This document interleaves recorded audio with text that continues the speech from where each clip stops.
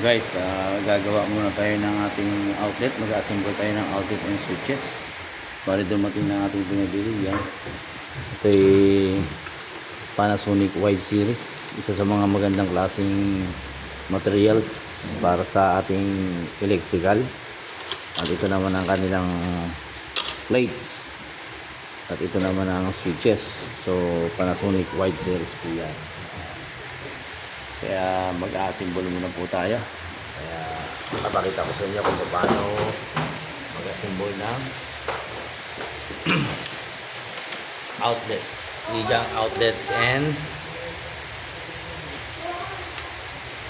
ligang switches. Ganyan lang po.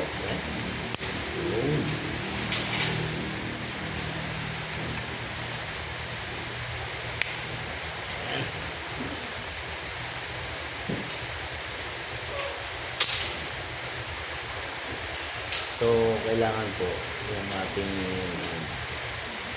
hole or butas. Kailangan yung maliit na butas.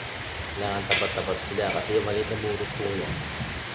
Yan ang ating line or light na connection para sa ating outlets. At ito naman malaking butas. Yun ang may ating ground. Alright? So, jump ngayon tayo dito. Jumper tayo dito ngayon. So, ganito lang mag-jump.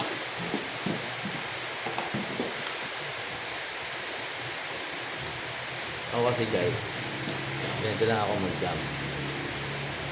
Tinututo ko dyan. Yan. Tapos, siguro tayo. Okay. Sample natin.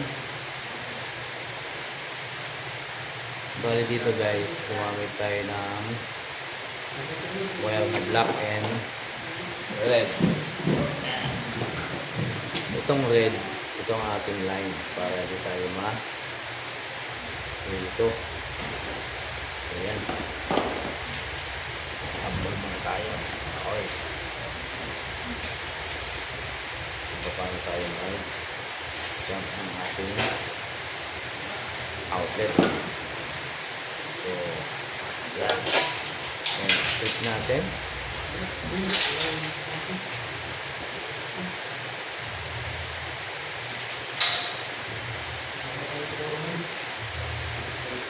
Yan.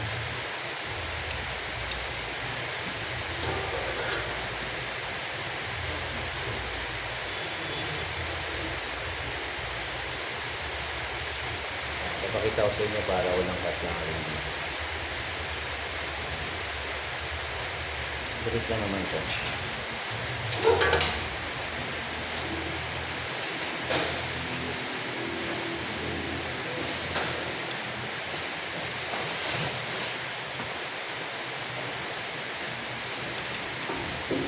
Isa na lang.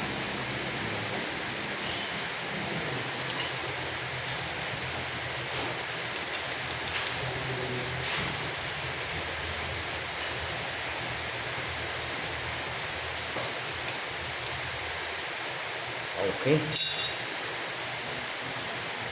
Ito na sila guys. So yan. Jadi apat yan. Dalawang red and dalawang black.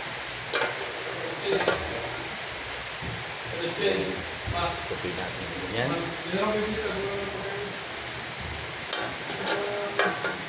Tapos itong red lalagay natin dito sa maliit na hole or butas kasi yan ang ating line or hot line. So means itong red hot line natin. So dito tapatin natin ganyan, then tusok natin yun. Alright, then push natin para sure na talaga nakalagay. Tapos kaunting pukpok kasi ganoon na po eh. Alright, good thing. Pampakwela lang yun. Yan. Yan. Yan lang guys. Alright. Push natin ulit. Yun. Pukpok. Alright.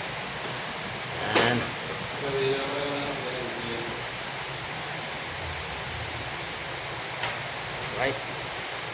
Ayan naman.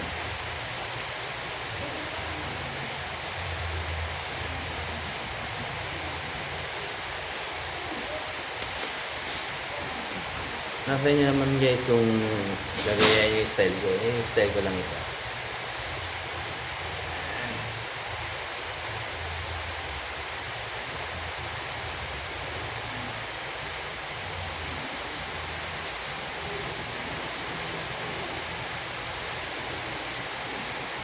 Yun. So, guys, ayos na. So, ganyan na tayo mag-jump ng ating wire para sa ating zero or convenience outlet. So, napaka-simple, di ba? Alright?